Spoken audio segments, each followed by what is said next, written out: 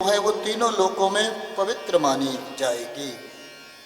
यह वृक्ष गोलोक विरजा के तट पर रासमंडल में वृंदावन में भांडीर वन, भांडीर वन आप जानते होंगे, जहाँ ब्रह्मा जी ने भगवान श्री कृष्ण और राधा जी का विवाह कराया। ये प्रसंग गर्ग संहिता में है। गर्गाचार्य जी ने इस प्रसंग का वर्णन किया और ब्रह्मा जी ने स्वयं विवाह पढ़ाया है।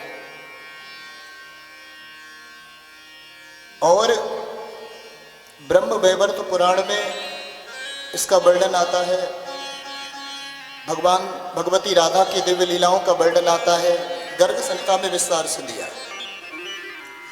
चंपकवन, चंदनवन, माधवी, केतकी, कुंद, मल्लिकावन आदि पुण्य क्षेत्र में आपका वास होगा। तुलसी का, तुलसी वृक्ष के नीचे सारे तीर्थ विराजमान होते हैं। आप सोचो कोई भजन करना है, आपको तुलसी का वृक्ष मिल जाए, उसके पौधे के नीचे आप भजन करो तो कितना सुंदर फायदा होता है। कि तुलसी तरुमूलेषु पुण्यदेशेषु पुण्यदम अधिष्ठानम च तीर्थानां सर्वेषां च भविष्यति। आप अपने पितरों का श्राद्ध कर रहे हैं, भगवान का नाम जप रहे हैं। पितरों के लिए गाय के गोबर के कंडे में उसको अग्यारी की जाती है, उसमें पर भोग लगाया जाता है। तो वो यदि कार्य तुलसी के वृक्ष के नीचे किया जाए और तुलसी समीप हो तो पितरों को अनंत तृप्ति प्राप्त होती है। मृत्यु के समय यदि तुलसी का पत्ता या तुलसी जल मुख में जाए तो वो सीधा वैकुंठ जाता है। नित्य तुलसी जल का पान, नित्य तुलसी की काष्ठ की माला धारण करने से प्राणी अश्वमेध यज्ञ का फल प्राप्त करता है।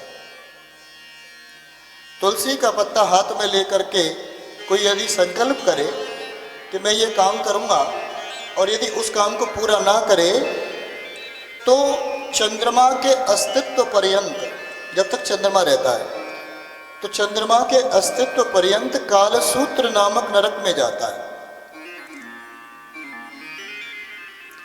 तुलसी के समीप झूठी प्रतिज्ञा करने वाला भी कुंभीपाक नरक में जाता है। कितना सुंदर बताया कि हमको तुलसी कब नहीं तोड़नी चाहिए। कि पूर्णिमायां मायां च द्वादश्यां रवि संक्रमे तेलाव्यंगम च कृत्वा च मध्याह्ने निशिशंययो। पूर्णिमा, अमावस्या, द्वादशी, सूर्य संक्रांति। संक्रांति होती है ना, 15-16 तारीख में बदलती है, कभी 14 में भी हो जाती थी। मध्याह्न के समय, दोपहर के समय, रात्रि के समय, दोनों संध्याएं, सुबह और एकदम शाम के समय, अपवित्र अवस्था में रात को सोकर बिना स्नान किए अशुद्ध वस्त्रों से तेल लगाकर तोड़ने से क्या होता है? भगवान का सिर ही काटा गया ऐसा माना जाता है।